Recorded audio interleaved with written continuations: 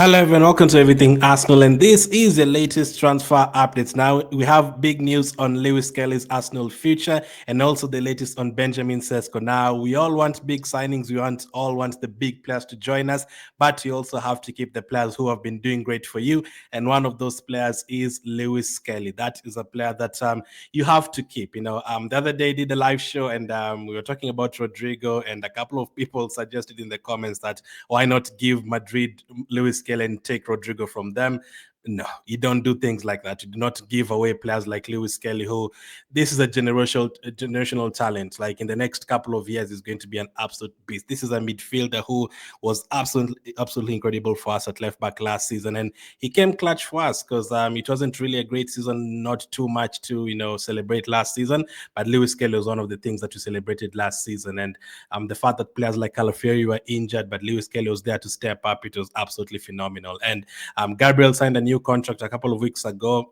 Next up, Lewis-Skelly. That is great. It would be great to also tie down Saka to a new contract. Saliba, obviously players like Nwaneri as well. There's a couple of deals that we need to get done. You have to keep your best players. It wouldn't make sense if you signed Rodrigo and then you sold Gabriel and Lewis-Skelly. No, you cannot improve one position and disrupt the other position. No, we want to keep the spine of our team there and then add to the team. So this is what David Ornstein has had to say. Myles Lewis-Skelly close to signing new contract at Arsenal. Fresh long-term deal to make 18-year-old England international among world's best-paid young players. Mikel Arteta vital to Arsenal renewal, negotiated by Mother Marcia Lewis. So I'm sure he knows he's going to get a lot of opportunities at Arsenal. He's going to play a lot of games. At left back, he can play in midfield. There's going to be a few spots there for him to feature, and there's already an England international, as David Ornstein has said. Let's go through the article that David Ornstein wrote, and let's see what else he had to say. Arsenal's Myles Lewis-Skelly is close to signing a new long-term contract with the club. The 18-year-old will see a substantial increase to his current salary and make him one of the best young players in the world, following his rise to prominence in the 2024-2025 season. Manager Mikel Arteta, who has a strong relationship with Lewis-Skelly, was crucial in the talks. The Englishman is represented by his mother, Marcia Lewis, who negotiated the deal with Arsenal. Lewis-Skelly signed his first professional terms with when he turned 17 in 2023 October. Football Association rules dictate that players under the age of 18 cannot sign contracts longer than if I can find it, I think longer than a year or something. That particular word has disappeared, but Lewis-Skelly broke through into the first team earlier in the season, making his debut in Arsenal's 2-2 draw with Man City, a game where he's absolutely incredible. That's the game that he brought up the stuff with Haaland, and then this is what happened after that in the return leg. Having never before played a senior football capable of operating in midfield, he has primarily been used as a left back by Arteta.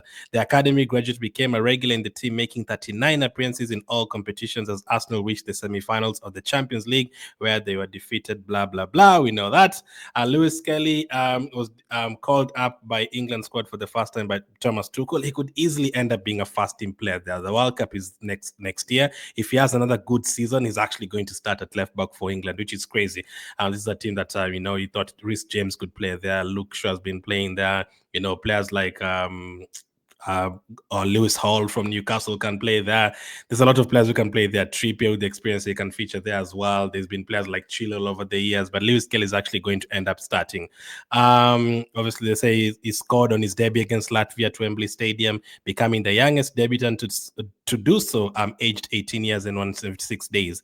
In 6-7 months, your career can change dramatically for the good. So it's something for people to be inspired by. Arteta said about Lewis-Skelly's call-up. It hasn't happened because he was lucky. He pushed for every chance to happen. They go on to say Lewis-Skelly's whirlwind of a breakthrough season has accelerated his progress. So remarkably, it had to be a priority for us. So this is not a player that you can just let go.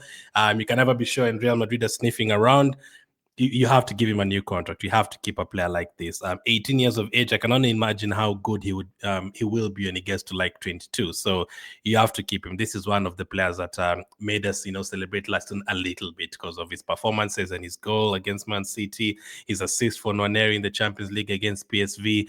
Really, really good. So I'm really happy to hear that he's signing a new contract. In terms of contracts, I think we've we've moved well. I think Trossard is going to get a new one.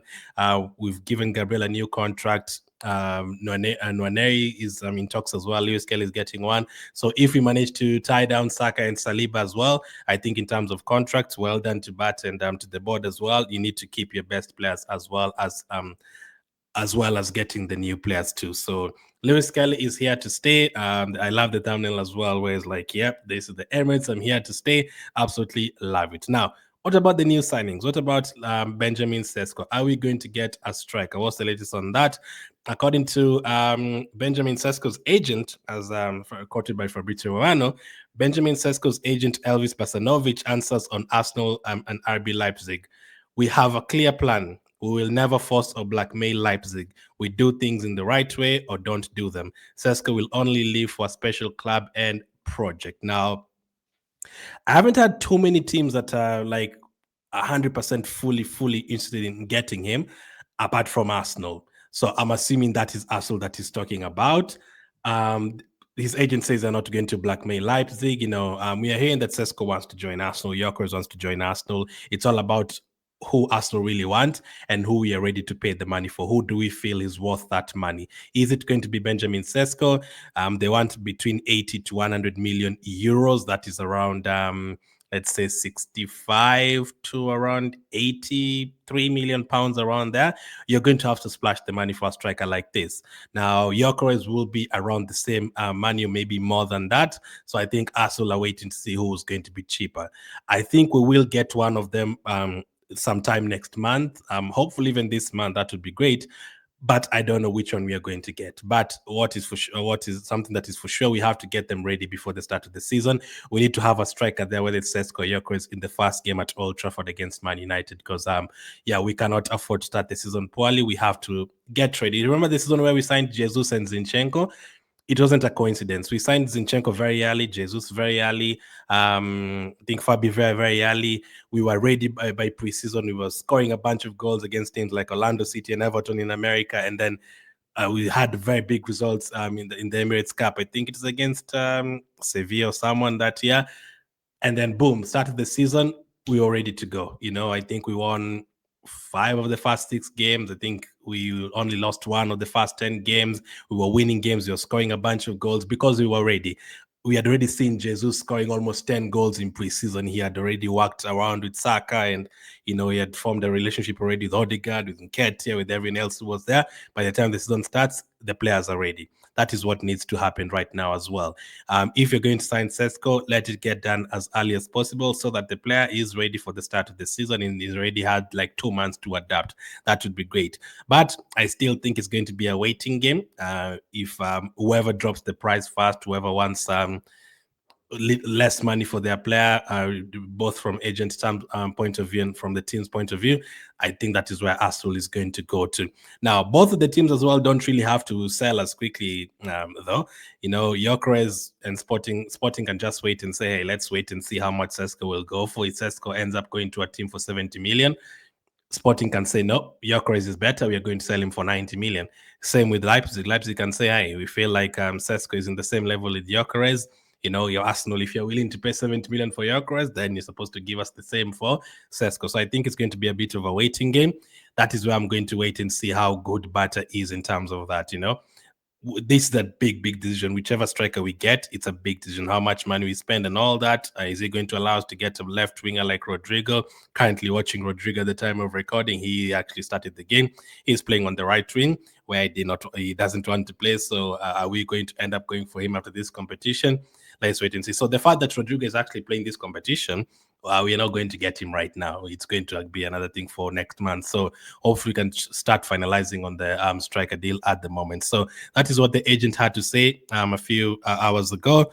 We have a clear plan. We will never force or blackmail Leipzig. We do things in the right way or don't do them. Sesko will only leave for a special cabinet project. Just because we really wanted him last season and we were almost close to trying to get him in January as well, and Sesko decided to sign a new deal, I feel like Sesko had already talked to Arteta and a few other Edu and a few other people in the team, and I think they already decided that he's going to come. The only thing that is going to stop this deal is if Leipzig just completely refuse to reduce the money and also decide to go for Gyökeres if it's slightly cheaper. But Let's see how it goes. That's the latest on the two. Earlier, make sure to check out the live show. We talked about the latest on Thomas Partey and a few others like Rodrigo and possible Partey replacement from Sevilla. All that, make sure to check it out. Thank you for watching, and I'll catch up with you guys on the next one.